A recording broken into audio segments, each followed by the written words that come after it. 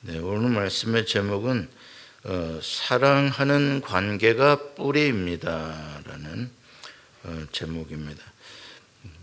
무화과 나무가 말랐다, 뿌리부터 말랐다.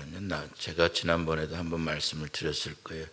나무가 잎이 무성해 보이고 커 보여도 뿌리가 썩어 들어가면 결국 그 나무는 죽은 겁니다. 그만큼 뿌리의 건강이라는 게 그 나무의 너무나 중요한 근본적인 건강이죠.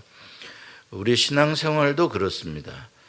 사랑하는 관계가 뿌리입니다. 그래서 뿌리가 든든해야 됩니다. 이 뿌리는 하나님과의 사랑의 관계, 형제들과의 사랑의 관계, 이 사랑의 관계들이 건강하게, 다양하게, 깊게 맺어진 것이 건강한 믿음이다. 그 사람에게는 분명 아름다운 열매들이, 주님이 바라시는 열매들이 늘 시절을 쫓아 이 14개월 내내 열매가 맺힙니다.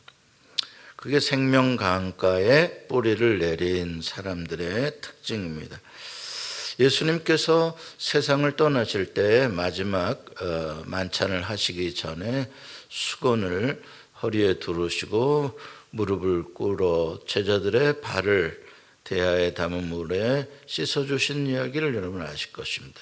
그 이야기를 하면서 성경이 뭐라고 합니까? 예수님께서 자기의 사람들을 사랑하시되 끝까지 사랑하시니라. 여러분 그 말을 잘 새겨들어야 합니다. 주님께서 마지막까지 이 제자들 공동체에 꼭 가르쳐주고 싶었던 유언과 같은 가장 소중한 보배는 무엇일까? 그거는 그의 사람들을 사랑하되 끝까지 사랑하시니라. 그리고 너희도 내가 선생이 되어서 먼저 이 본을 보였으니 너희도 이렇게 사랑하라. 사랑이 뭐냐? 그렇게 섬기는 것이다. 예수님이 제일 이 세상에 마지막까지 마음을 쓰셨던 건 사랑의 공동체를 만드는 것입니다. 우수한 제자 하나 길러내겠다, 1등 제자 하나 길러내겠다가 아니라 제자들은 자기가 1등입니다. 내가 우의정, 내가 좌의정 좀 시켜주십시오. 제자들은 누가 높냐를 가지고 이야기를 했죠. 예수님은 그렇지 않았습니다. 어떻게 하면 이 모질이들을 사랑하는 공동체 하나로 만들어 놓고 떠날까? 그게 하나님의 나라인데 그거 하신 겁니다. 그래 마지막에 부활한 후에도 베드로에게 네가 나를 사랑하느냐? 사랑의 관계성을 물으신 것입니다. 네가 나를 위해서 얼마나 희생할 수 있냐? 이제 얼마나 일할래? 가 아닙니다. 여러분 제발 신앙생활 하면서 허튼 종교적인 신비주의와 그러한 사역주의와 그런 공로주의에서 정신을 차려야 됩니다. 물론 주를 위하여 일하는 것 좋습니다. 그러나 사랑이 없이 일을 하게 되면 어떤 문제가 생깁니까? 공로가 돼서 반드시 자기를 자랑하지 않으면 다른 사람들을 비난하게 되어 있는 것입니다. 그래서 사랑이 없으면 차라리 일을 안 하는 게 낫습니다. 일이 안 되더라도요. 왜? 언제나 내가 일해 놓은 공로 가지고 잘난 척하는 문제들 때문에 공동체는 어렵기 때문에 그렇습니다. 여러분 신앙생활 하면서 사랑하는 관계, 사랑의 능력, 이게 뿌리다는 것을 잃어버리면 안 됩니다. 잊어버리면 안 돼요. 그래서 여러분들이 신앙생활하면서 늘 점검해야 됩니다. 나는 지금 어느 정도의 사랑의 캐피시티를 가지고 있는가? 나는 어느 정도의 사랑의 능력을 가지고 있는가? 나에게 어떻게 주님의 사랑이 공급되어져 오고 있나? 공급받지 않고 사랑하는 것은 불가능합니다. 사랑을 받아보지 못한 자가 사랑한다는 건 불가능합니다. 우리는 사랑을 받은 만큼 사랑해내기도 어렵습니다. 사랑받은 것만큼의 절반을 내보내기도 어렵다는 말입니다. 그런데 사랑받은 것도 없이 내보낼 수 있다? 불가능합니다. 그래서 여러분들은 늘 사랑에 목말라 하셔야 됩니다. 주님의 사랑에 목말라 하셔야 됩니다. 주여 오늘도 나를 사랑을 부어주십시오. 내 이 앵꼬난 사랑의 탱크 속에 주님의 사랑의 기름을 오늘도 가득 부어주십시오. 그래서 그 사랑의 힘으로 오늘도 살아갈 수 있게 해주십시오. 그것이 여러분과 저의 기도 제목이 되기를 원합니다. 우리에게 뭐 주님의 신비한 뜻을 알려주십시오, 그런 거 하지 마시고요. 내가 사랑이 없어서 못난 놈이고 바보잖아요. 문제잖아요. 내가 사랑이 없어서 사랑을 줄 수도 없고 불행하잖아요.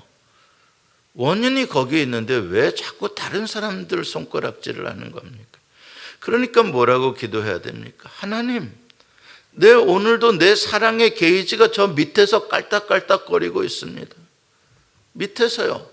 워닝 사인이 뜨고 있어요. 가스하라고. 사랑의 게이지가. 오 주여, 주의 십자가의 사랑으로 나를 긍휼히 여기시고 채워주십시오.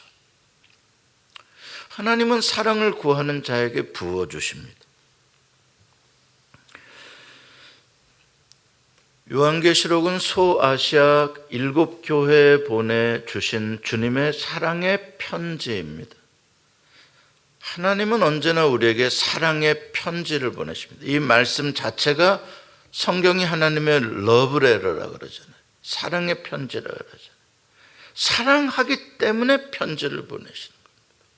사랑의 증거입니다.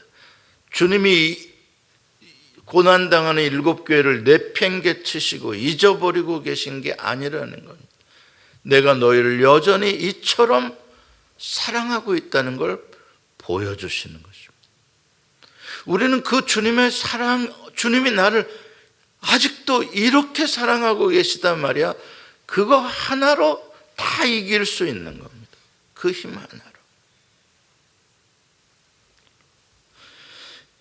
교회에 보낸 편지라는 걸 잘 보십시오. 공동체에게 보내는 사랑의 편지입니다.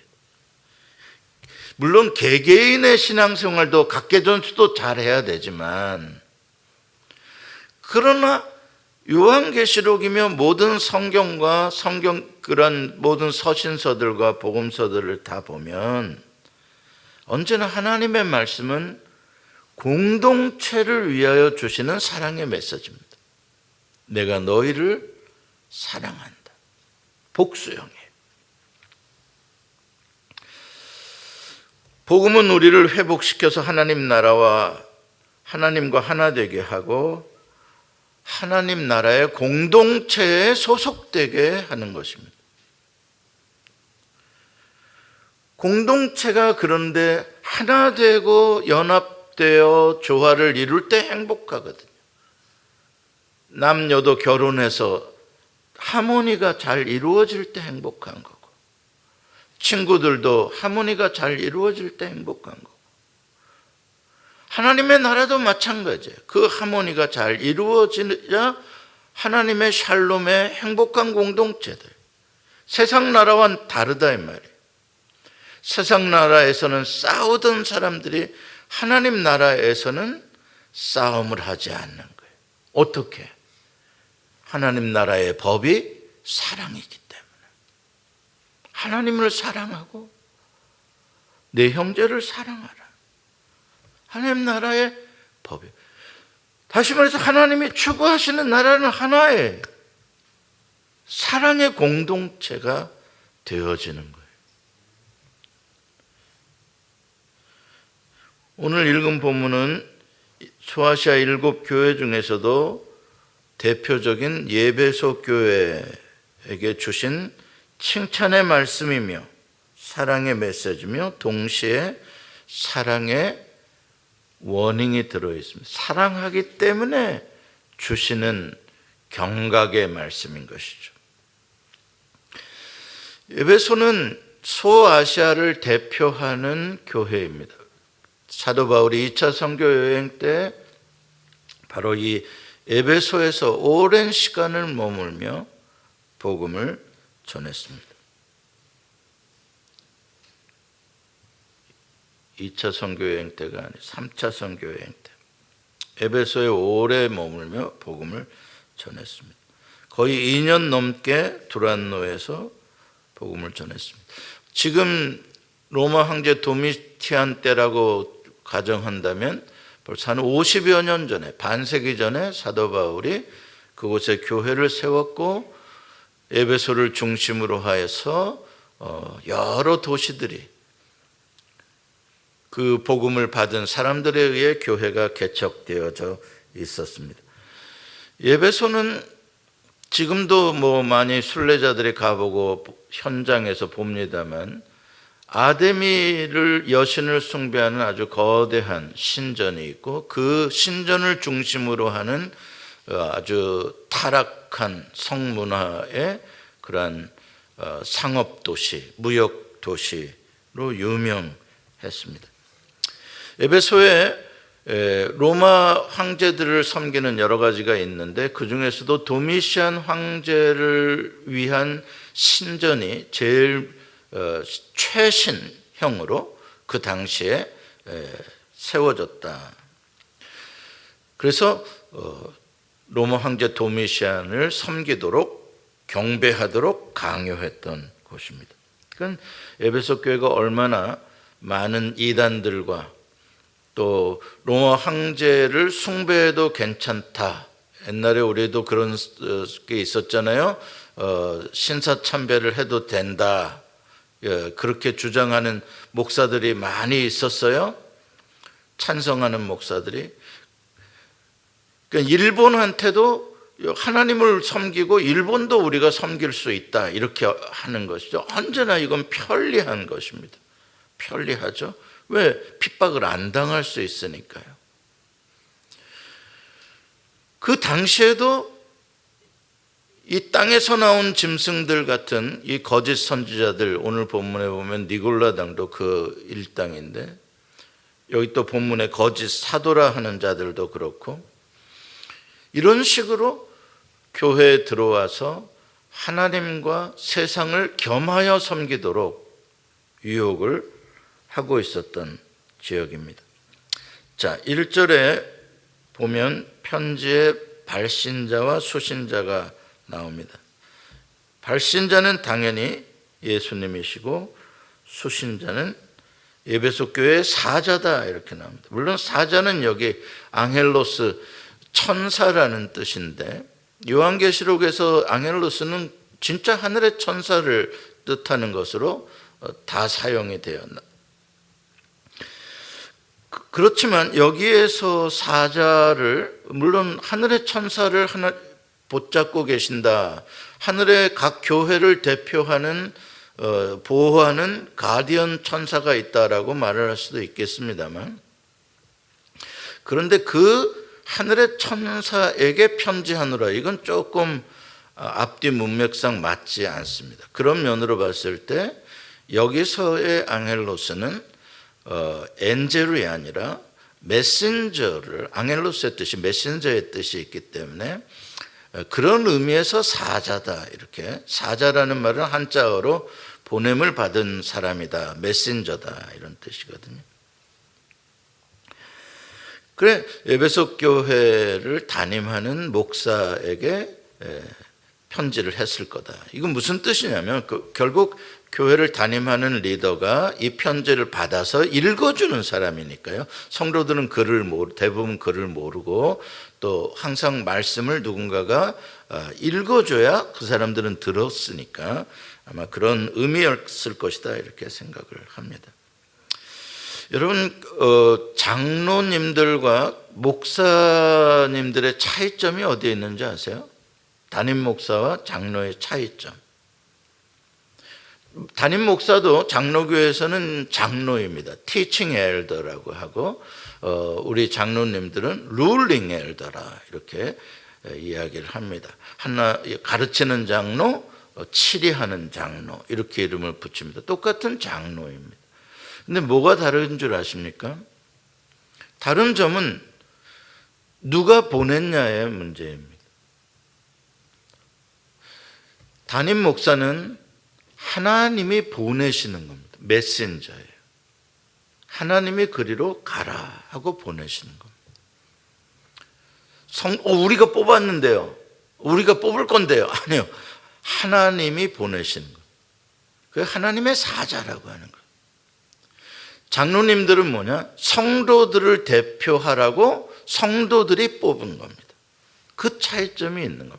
그래서 담임 목사는 말씀을 증거하는 사람입니다. 하나님 말씀의 메신저이기 때문에 말씀을 증거해야 돼요. 교회는 그 하나님의 말씀 듣겠다고 오는 공동체입니다. 무슨 성가대 찬양 들으러 오는 거 아니에요. 오늘 예배 근사하네, 사람 많이 왔네, 이거 뭐 오늘 밥이 맛있네 이러려고 교회 오는 게 아닙니다. 교회 오는 한 가지 이유가 뭡니까? 오늘도 하나님이 나에게 어떤 말씀을 주실까를 들으려고 오는 겁니다. 그거 없으면 교회는 그냥 친교 집단이죠. 그러기 때문에 이 말씀의 강단이 잘라서가 아니라 가운데에 있는 것이고, 그렇기 때문에 모든 예배의 중심에 하나님의 말씀이 있는 것이고, 하나님의 말씀이 있어야 생명이 있는 거고, 그거 받아서 우리는 먹고 사는 거죠.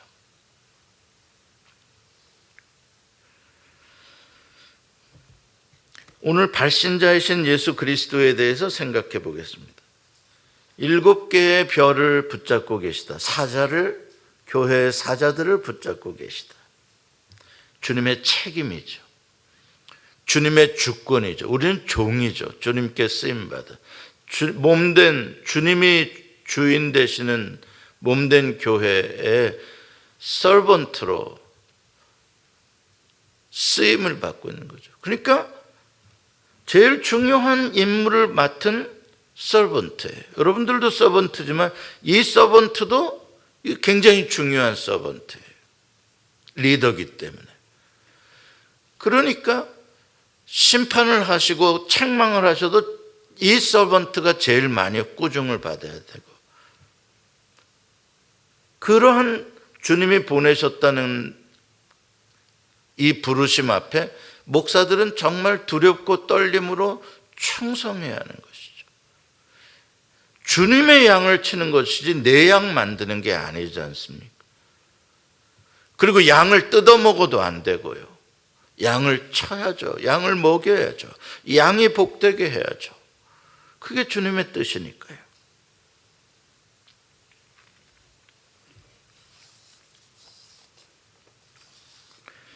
그래서 늘 주님이 세워주신 종들은 장로님들과 여러 직분자들을 포함해서 늘 주님 앞에 겸손하게, 늘 주님이 하시라도 써먹을 수 있도록, 부려먹을 수 있도록, 누구야 부르면 예 부르셨나이까, 예 제가 하겠나이다, 이래야 훌륭한 서번트죠.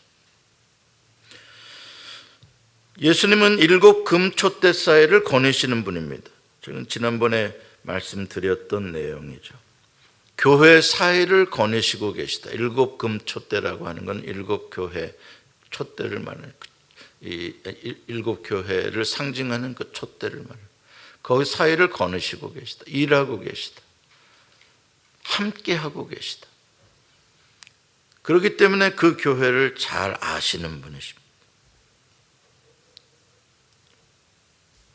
그럼 예수님을 만나고 싶다. 예수님이 어디 계시냐? 예수님이 어디 계셔요? 교회에 계십니다.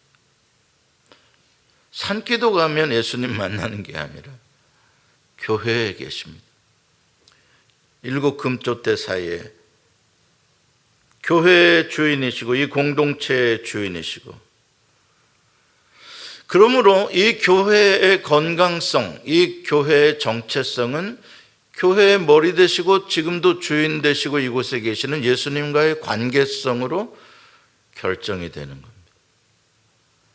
언젠가 한원상 옛날 부총리가 쓴 책 제목이 예수 없는 예수교회, 뭐 이런, 붕어 없는 붕어빵, 이런 느낌. 예수교, 장로교 이렇게 붙어 있는데 예수는 없는 라오디게아 교회 같은. 자기네들이 친교도 하고 뭐 선교도 한다 그러면 뭐 시끌벅적하는데 뭐 삐까뻔쩍하게 교회는 지었는데 정작 예수가 주인 되지 못하는, 예수님과의 관계가 형성이 되지 않는, 예수가 뭘 바라고 계시는지도 모르고 지들끼리 놀고 있는 이러한 현대 교회들에 대해서 비판하는 그런 책이죠. 그러니까 아무리 많은 사람들이 모여서 시끌벅적하게 뭔가를 한다고 하더라도, 또 심지어는 예수의 이름으로 선교도 하고 구제도 한다고 하더라도 정작 그들이 예수님의 십자가의 사랑에 깊게 뿌리를 내리고 하는 것이 아니라면 그거는 교회가 아닙니다. 예수님은 교회의 사정을 잘 아시는 분이십니다. 예수님은 교회를 부지런히 구석구석 걸어 다니시기 때문에 모든 걸 다 보시고 아십니다. 예수님의 눈은 불꽃 같다라고 말씀하십니다. 숨겨진 것과 보이지 않는 깊은 본질까지도 예수님은 아십니다. 오늘 본문 2절 3절에 쭉 보면 예수님께서는 에베소 교회가 수고한 것들, 저들의 행위, 저들의 인내들, 그리고 저들이 거짓 사도를 용납하지 아니하고 또 많은 핍박과 고난을 견뎌내고 게으르지 않게 부지런히 일하는 것 알고 계십니다. 6절에도 보면 니골라당의 행위를 미워하는 것도 알고 계십니다. 우리가 여기서 니골라당은 우리가 정확하게 어떤 당인지는 알 수는 없습니다만은 뭐 영지주의의 영향을 받은 그러한 이단이다라고도 말을 하고 또 그 당시에 로마 황제를 숭배하도록 이렇게 좀 쾌락주의 그런 쪽으로도 유혹하는 그러한 당이라고도 합니다. 아무튼 그러한 미혹하는 그러한 세력들에 대해서도 대적하고 그걸 주님이 다 알고 계십니다. 그런 상황 속에서도 그들은 믿음의 행위가 있었습니다. 이게 이제 우리가 요한계시록을 읽으면서 또 특별히 일곱 교회를 향해서 내가 너희를 안다라고 하는 이 안다라는 말이 우리에게 굉장한 위로가 되는 말씀입니다.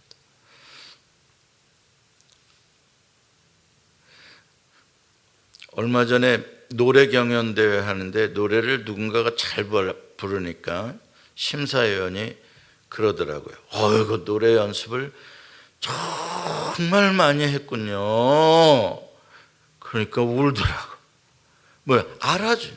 내가 얼마나 이번 노래 자랑을 잘하려고 얼마나 힘들게 연습하고 그 시간을 했는지 그게 아니까 그거 알아주니까 그냥 눈물이 툭 터지네. 그러니까 우리는 안다 그래도 뭐 맹숭맹숭 하죠. 그러나 여러분 진짜 고생하고요. 마음이 아프고 아무도 알아주지 않는, 누가 나를 알아주랴 나의 이 마음을. 그런데 누군가가 알아.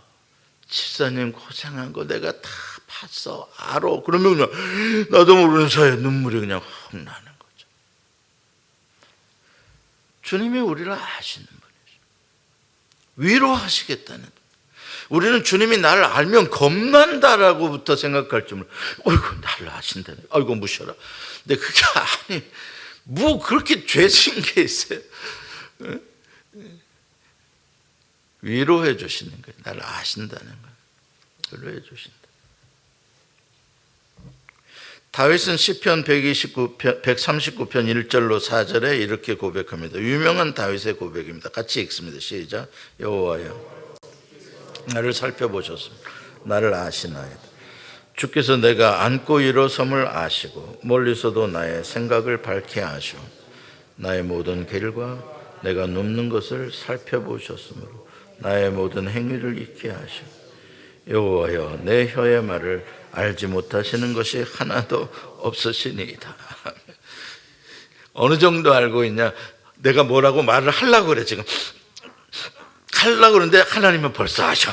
얘가 뭘 말하려고 하는지 그만큼 날 아셔. 이 말씀을 가만히 이 시편 139편을 읽어보면 막 스토커야. 이거는 심각한 거야. 어디 가든지 뭐 앉고 일어섬까지 다 하셔. 와, 나를 살펴보셔. 살펴보신다는 건 굉장히 carefully looking 하는 거잖아요. 이게 사랑이에요.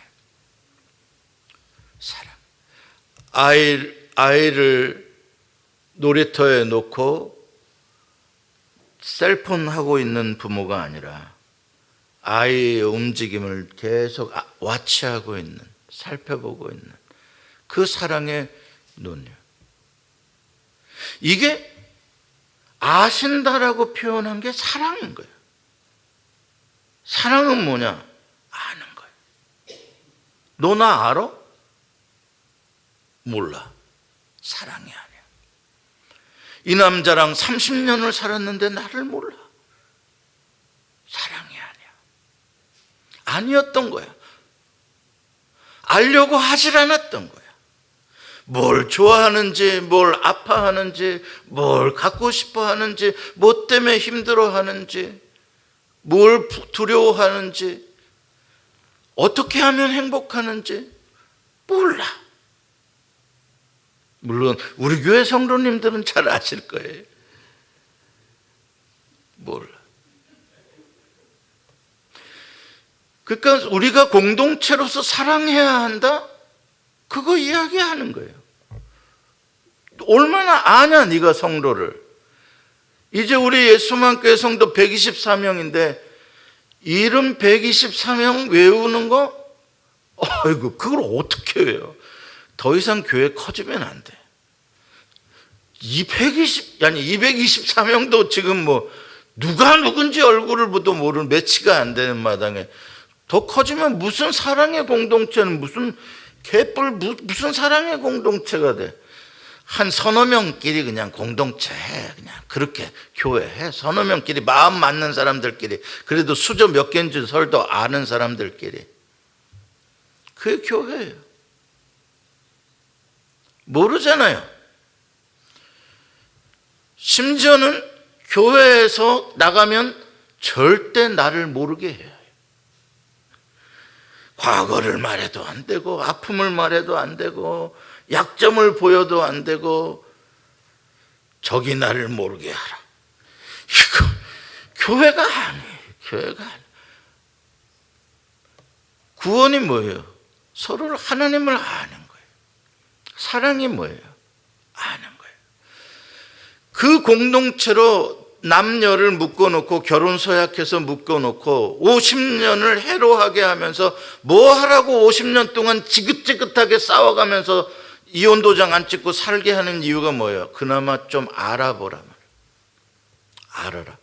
우리 집사람은 알아요. 제가 그럼 이 말 하려고 그러지? 알아요. 설교 시간에도 내가 이러면 벌써 이제 우리 집사람은 알아요. 저 사람 뭔 말을 하려다가 지금 내 눈치 보고 있다. 이거 금방 알아요. 아는 거예요.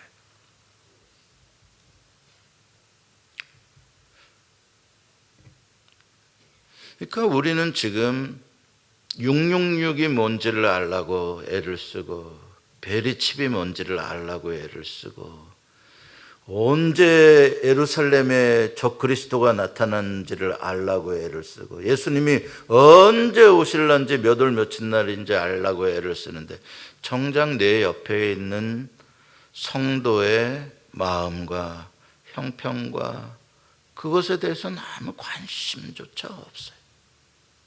참 넌센스죠.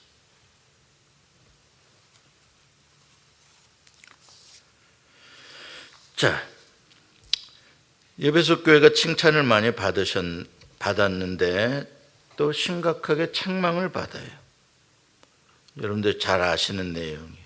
4절에 나오는 심각한 꾸중을 듣는데 에베소 교회가 처음 사랑을 버렸다, 처음 사랑에서 떨어졌다라는, 이 떨어졌다라는 표현은 나무에 가지가 붙어 있는데 가지가 떨어졌다라는 것과 같은 표현이에요. 사랑에서 떨어지는 거예요. 공급되어지는 사랑에서 끊어지는 거예요. 메말라 가는 것이죠, 가지가. 그런데 그 메마르기 전까지 지금 뭐를 하고 있는 거예요? 봉사도 하고 수고도 하고 열심히 하고 있는 거예요. 나무에서 떨어진지는 모르고, 지나보면 알겠죠. 뿌리가 썩어간 줄은 모르고 무화과나무 잎이 아직 무성한 거예요. 아직 건강하고 열심히 주를 위해서 일하고 있는 것처럼 보여요. 그런데 다음 날 다 말라버려요. 그게 처음 사랑이에요. 처음 사랑이라고 하는 것은 그야말로 순수한 사랑을 말하는 것이죠. 독점적인 예수님과의 관계 속에서의 절대적인 사랑을 말해요. 처음 사랑이라는 것. 처음 사랑은 순수하고 둘이 없어요. 오직 하나, 저 사람만을 사랑하는 그 처음 사랑이죠. 절대적 사랑,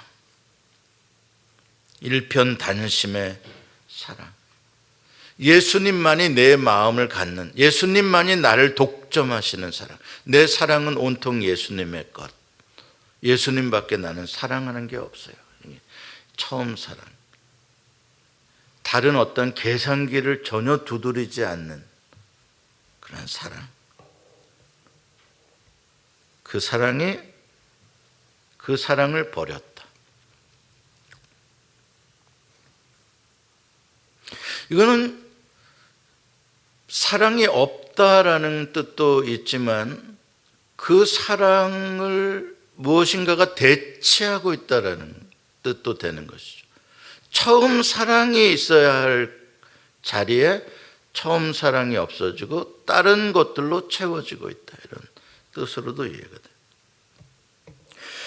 여러분, 예수님에 대한 나의 사랑이 식어지게 되면 주변에 있는 사람들에 대해서도 나의 사랑이 식어지게 되는 법입니다. 예수님이 나무고 내가 가지이기 때문에 내가 예수님의 사랑에 붙어 있지 않으면 사랑의 열매를 맺을 수가 없죠. 그러니까 성도들이 지금 에베소 교회 각자는 열심히 주를 위해서 수고한다고 하고, 각자는 내가 나름대로 주를 위해서, 교회를 위해서 헌신하고 인내하고 열심을 내고 있다라고 생각하지만, 정작 중요한 건 주님과의 사랑의 친밀함 속에서의 늘 십자가의 사랑을 공급받으며 내 교회 형제의 상황을 알며 형제들과의 친밀한 사랑의 관계가 더 깊어져가는 이 일이 없다는 거예요. 내적으로 본질적으로 이루어져야 하는 이 관계의 깊이와 넓이가 없는 상태로서 겉으로 외적인 행위들이 있다는 것이죠. 이게 지금 에베소 교회의 가장 심각한, 불꽃 같은 눈으로 들여다보신 주님이 진단하시는 거예요. 그런데 그것이 얼마나 심각했는지 5절에 경고하십니다. 같이 읽어볼까요? 시작. 그러므로 어디서 떨어졌는지를 생각하고 회개하여 처음 행위를 가지라. 그리하지 아니하고 회개하지 아니하면 내가 네게 가서 내 촛대를 그 자리에서 옮기리라. 우리는 회개한다는 걸 엄청난 거라고 생각하는데, 제가 여러 번 이야기하죠. 회개는 늘 밥 먹듯이 하는 겁니다. 회개는 늘 돌이키는 겁니다. 늘 궤도 수정을 하는 겁니다. 우리는 이 삐딱한 세상에서 삐딱한 원죄를 가진 존재이기 때문에 아무리 주님이 바른 길을 가르쳐 줘도 바르게 가는 것 같다가 시간이 되면 나도 모르는 사이에 곁길로 빠져 있는 거예요. 모르는 사이에. 지금 에베소 교회가 처음 사랑에서 떨어진 거를 알면서도 계속 떨어졌다는 게 아니, 몰랐던 거예요. 이렇게 된지를. 왜? 자기네들이 뭔가 열심히 하고 있다 보니까 그게 사랑과 대치되어졌기 때문에 자기네들은 괜찮은 줄 알았다는 거예요. 어느 날 궤도에서 본질에서 벗어나고 있었던 것이죠. 그 회개는 다시 리턴하는 거예요. 원래 주님이 바라시는 본질로. 우선순위 1번, 2번이 바뀌어서 1번이 우선순위가 돼야 되는데 계속 1번이 우선순위다가 어느 날 2번이 우선순위로 바뀌어 있었단 말이에요. 그러면 다시 1번이 우선순위로 바꾸는 작업을 회개라고 하는 거예요. 뭐 엄청나게 무슨 살인 저질렀기 때문에 회개하라는 뜻이 아니에요. 예수 믿는 사람들에게 주시는 회개예요. 이거는 수고는 열심히 하고 있어. 좋아요. 해야 되는 일이에요. 주님을 위해서 열심을 내는 일도 필요한 일이에요. 그러나 그게 넘버원은 아니다. 넘버원은 주님과의 사랑의 관계, 형제들과의 사랑의 공동체를 만드는 이 사랑으로 공급되어지는 공동체. 이게 언제나 교회의 가장 선명한 정체성이어야 한다. 그 이야기를 주님이 하고 계시는 거예요. 그걸 점검했을 때 우리가 그랬구나라고 생각이 된다면 그걸 돌려놓으라. 우선순위를 바꿔놔라. 그럼 사랑만 있냐? 아니죠. 사랑이 회복되고 열심과 수고는 여전히 있는 겁니다. 다만 밸런스가 우선순위의 중심이 사랑에 잡혀 있고 사랑의 열매로서 성령의 열매로서 수고가 나오는 것이죠. 그래야 그 수고가 메마르지 않고 지속적으로 사랑의 원천으로부터 에너지를 공급받아 싸울 수 있고 이겨낼 수가 있는 것이죠.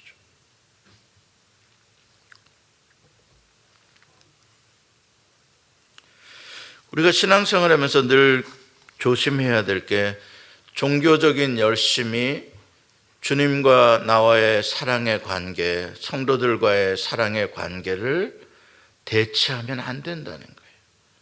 그게 바리새인처럼 되어지는 종교인이 되어져가는 사인이에요. 교회는 그동안에 너무 많은 일들을 자꾸 시켰어요. 일 잘하는 사람이 장땡이야. 이 사람 또 못하면 저 사람 갖다 부려먹고 저 사람 갖다. 그건 전부 다 교회도 그 프래그마티즘이에요. 세상이 실용주의적으로 사람들을 다 바라보잖아요. 그 사람의 가치, 얼마나 프로덕티비가 있는 사람이냐로 평가하잖아요. 교회도 그런 거예요. 그 사람이 얼마나 헌금할 수 있는 사람인가? 그 사람이 얼마나 봉사할 수 있는 사람인가?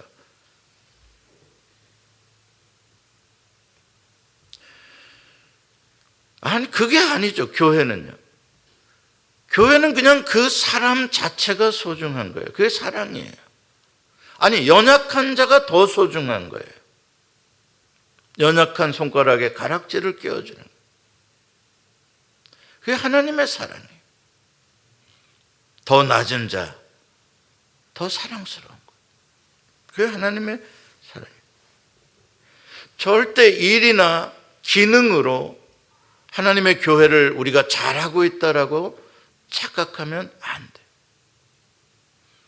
그것도 당연히 있어야 하는 일이지만 그러나 언제나 일을 많이 하는 사람일수록 내가 어떠한 주님과의 관계성에 있는가 자기 자신의 개인의 영성을 늘 점검해야 돼요.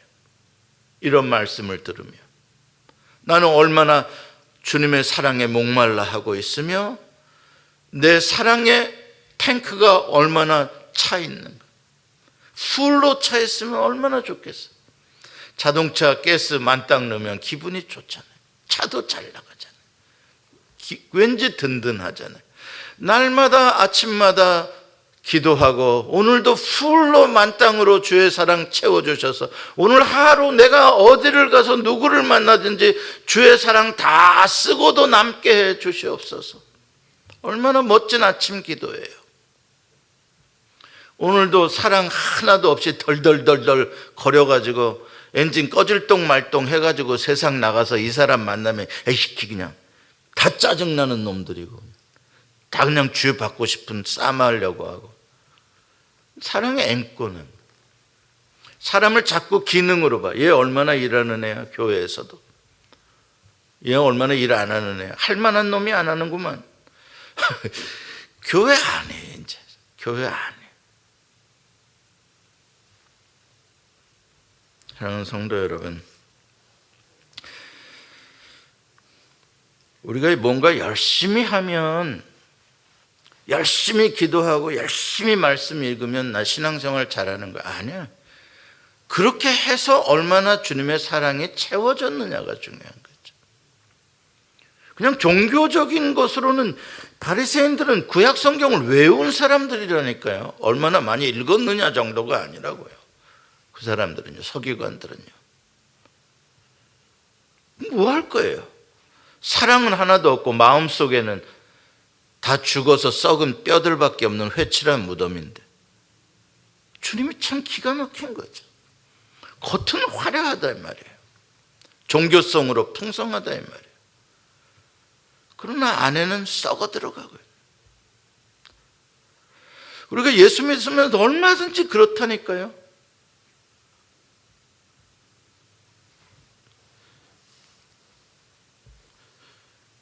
고린도전서 13장에 사도 바울이 말하죠. 천사의 말을 할지라도 예언하는 능력이 있더라도 산을 옮길 만한 모든 믿음이 있더라도 전 재산으로 구제를 할지라도 네 생명을 불사르게 내어줄지라도 사랑이 없으면 아무것도 아니에요.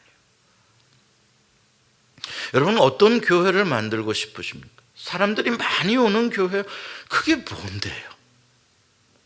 많이 모이면 좋은 교회입니까? 절대 그런 거 아닙니다.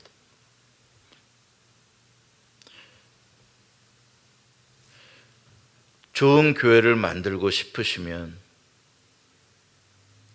여러분의 사랑의 탱크에 주님의 사랑을 오늘 채우세요. 저 목사놈 저거 사랑이 없어 그러지 마시고 저는 제 탱크 제가 알아서 할 테니까. 여러분들이 아무리 그런다고 사랑 채워지는 거 아니니까. 제 탱크는 제가 관리할 테니. 제가 앵고 나면 주님이 알아서 두들기시든지 뭐 어떻게 하시겠죠. 여러분들은 정말 여러분들 좋은 교회 다니고 싶고 좋은 성도로 살고 싶으시면 여러분들의 사랑의 탱크를 점검하세요. 주님의 사랑으로, 십자가의 사랑으로 공급받지 않으면 우리는 밴댕이 소갈딱지 같이 못돼 먹은 속이 있어가지고 얼마나 뺀질거리고 얼마나 판단하기 좋아하고 얼마나 미워하기 좋아하는지 몰라요. 못해요. 사랑 불가능해요. 하면 위선이 나오겠죠. 위선. 왜? 그래도 내가 장로고 그래도 내가 권사고 그러니까 피곤해요. 그거 몇 번 해보면요, 억지로 그거 몇 번 사랑해보면요 굉장히 피곤해요. 기가 쑥쑥 빠져요. 그러지 마시고 여러분들의 사랑의 탱크를 늘 점검하세요. 그러면 여러분들도 행복하고 여러분들 주변에 있는 사람들이 행복할 겁니다. 사랑이 뭐냐고요? 사랑은 수용 능력이에요. 수용 능력. 이 사람도 내가 수용할 수 있어. 저 사람도 수용할 수 있어. 막 사랑으로 뜨겁게 하는 거 그런 거 아니고요. 오케이. 그냥 받아들여 줄 수 있는 거예요. 오케이. 당신 있는 모습 그대로 괜찮아. I'm fine. 괜찮아. 당신 내가 충분히 이해할 수 있어. 그 모습 괜찮아. 사랑이에요. 그러나 저 인간 난 질색이야. 이거는 사랑이 아니에요. 수용을 내가 그 사람을 못하는 거예요. 사랑의 능력이 큰 사람들은 수용할 수가 있어요. 이 사람도. 근데 교회는 오래 다녔어도 사랑의 그런 수용 능력이 없는 사람들은 언제나 자기가 좋아하는 몇 사람은 있는데 언제나 누군가에 대해서는 심히 미워하든지 배척하든지 끝까지 거부하든지 내 스타일 끝까지 아니든지 사랑이 아니죠. 예수님이 마지막에 가르쳐 주신 게 뭐라고요? 자기 사람들을 사랑하되 끝까지 사랑. 포기하지 않고 끝까지. 어떻게 해요? 발을 씻어주는. 가장 더러운 것, 가장 상대방에게 역겨운 냄새 나는 것, 그걸 내 손으로, 주님의 정결한 손으로 닦아주시는 거예요. 여러분과 제가 그런 사랑의 사람들로 채워져 가고 우리 교회가 그런 교회가 됐으면 참 좋겠습니다. 기도하십시다.